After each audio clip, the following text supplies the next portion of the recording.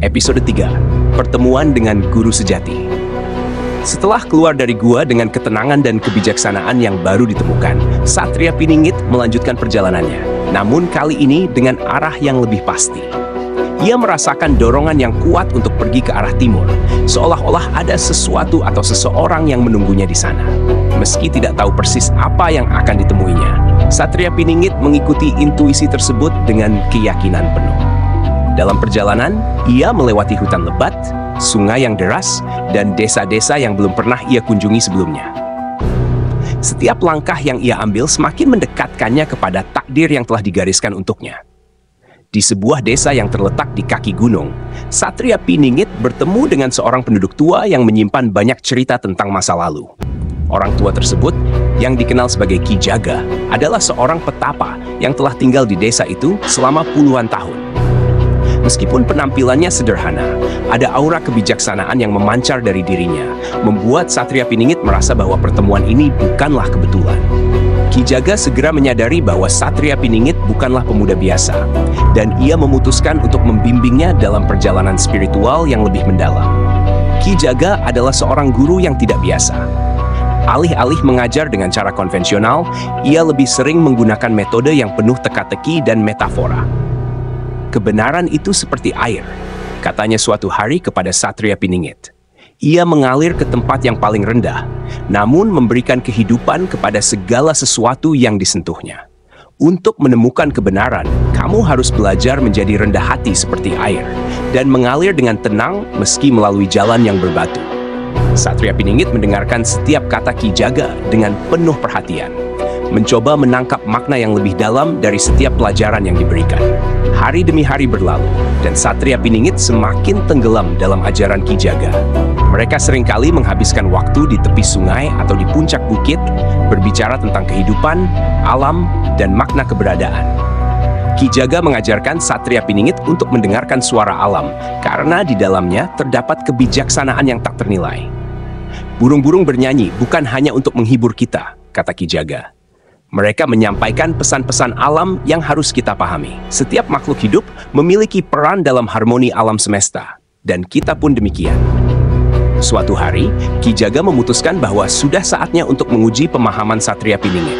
Ia membawa Satria Piningit ke sebuah hutan yang jarang dikunjungi manusia, sebuah tempat yang dikenal sebagai hutan belantara. Di tengah hutan itu, terdapat sebuah pohon besar yang konon memiliki kekuatan mistis. Ki Jaga meminta Satria Piningit untuk bermeditasi di bawah pohon itu selama 3 hari 3 malam tanpa makanan dan air. Di sini, kata Ki Jaga, kamu akan menemukan jawaban yang selama ini kamu cari. Namun ingat, jawaban itu tidak datang dari luar, melainkan dari dalam dirimu sendiri. Tantangan ini bukanlah hal yang mudah. Hutan belantara terkenal dengan suasananya yang penuh misteri dan seringkali dianggap sebagai tempat yang angker. Banyak yang percaya bahwa hutan ini dihuni oleh makhluk-makhluk gaib yang bisa menyesatkan orang yang tidak memiliki hati yang bersih. Namun, Satria Piningit tidak merasa takut. Ia telah belajar dari Ki Jaga bahwa ketakutan hanyalah ilusi yang diciptakan oleh pikiran. Dengan keyakinan penuh, ia duduk di bawah pohon besar itu dan mulai bermeditasi. Selama 3 hari 3 malam, Satria Piningit berjuang melawan rasa lapar, haus, dan dinginnya malam. Ia merasakan berbagai godaan yang datang, mulai dari suara-suara aneh yang seolah-olah memanggilnya, hingga bayangan-bayangan yang muncul di kegelapan. Namun, ia tetap fokus pada meditasinya, mencoba menenangkan pikirannya, dan mendengarkan suara hatinya. Di tengah kegelapan malam terakhir, ketika tubuhnya sudah hampir mencapai batas kemampuannya, Satria Piningit tiba-tiba merasakan kehadiran yang hangat dan menenangkan.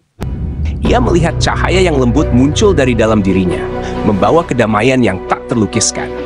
Dalam cahaya tersebut, Satria Piningit melihat gambaran-gambaran yang sebelumnya hanya berupa bayangan. Ia melihat dirinya berdiri di tengah medan pertempuran, memimpin pasukan dengan keberanian yang luar biasa. Ia melihat rakyat yang menderita, dan ia berada di sana untuk memberikan harapan.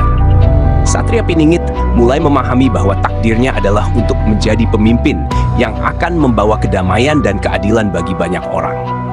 Namun, ia juga menyadari bahwa jalan menuju takdir tersebut penuh dengan tantangan yang harus ia hadapi dengan hati yang teguh dan pikiran yang jernih.